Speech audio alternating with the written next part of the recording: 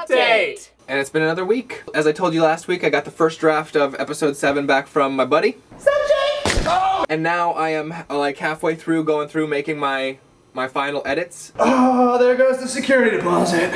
So we're getting closer and closer to getting ready to actually make a shooting schedule, since we want to shoot them both at the same time. The centerpiece of this week's video is fantastic. Ryan Wolf has done a lightning whip tutorial for you on how he made the lightning whip.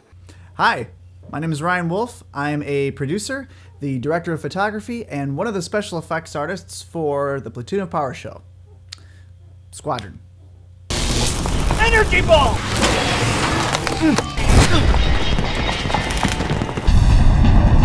Today, I'm going to demonstrate approximately how I created Donald's lightning whip.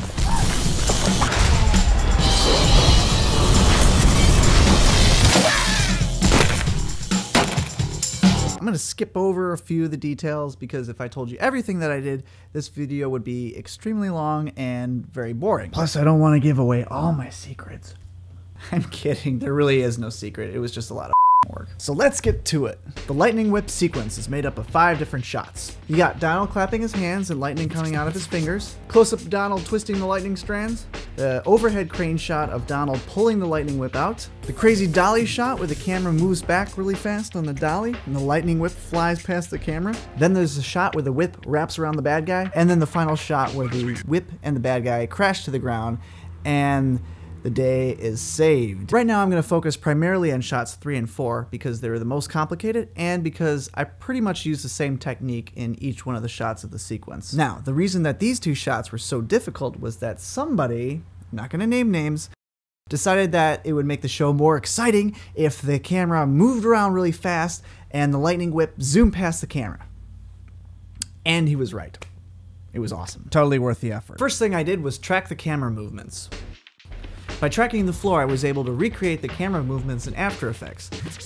This allowed me to move objects around in the After Effects 3D environment and appear as if they were flying past the camera. I then animated several 3-dimensional balls, circles, to represent the location of the beginning, the middle, and the end of the whip in 3-dimensional space. Then I connected the dots and animated a simple vector line to represent the actual lightning whip.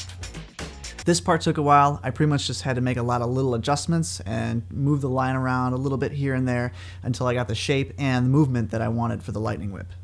Then, it was time to create the lightning whip itself. Lightning bolt! No, not lightning bolt, lightning whip. Dumb. Now, at this point, I probably could have used some sort of software designed for creating 3D objects, but I only know how to use After Effects, so that's what I used. Now, After Effects has a nifty built-in lightning generator plugin that we use for most of Donald's lightning effects. But it can only create lightning from point A to point B. It can't do complicated shapes or 3D movement. So what I did was I created a single lightning whip segment that was made up of 3 individual strands of lightning that were sort of woven together. And then I duplicated it a bunch of times. I basically went through frame by frame and lined up each segment of the lightning whip so that it matched the vector line that I had created earlier. Close enough. As I assembled the whip, I divided the segments into 3 different groups, beginning, middle, and end, and I used the animated 3D circles as motion guides so that they would control the distance that the lightning segments were from the camera. So the closer they got to the camera, the bigger they appeared, creating an illusion of depth. Then after many hours, I came up with a pretty decent looking lightning whip. To finish off the effect and make it look more realistic, I added some glow to Donald's hands and other portions of the environment. I also added in some flashing lights, a few extra strands of lightning to make the whip look more chaotic and to hide some of the seams between the segments. And last but not least, a little motion blur.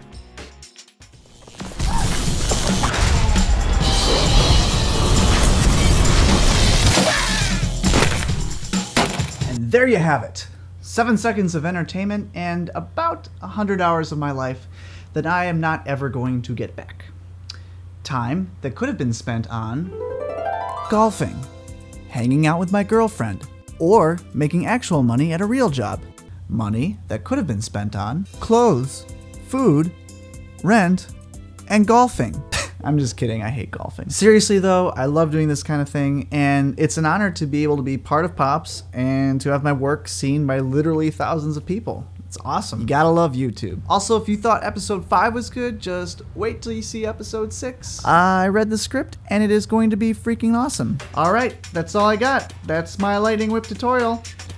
Back to you, Jake. Fantastic. I look forward to seeing more effects from you, my good sir, as well as Leo.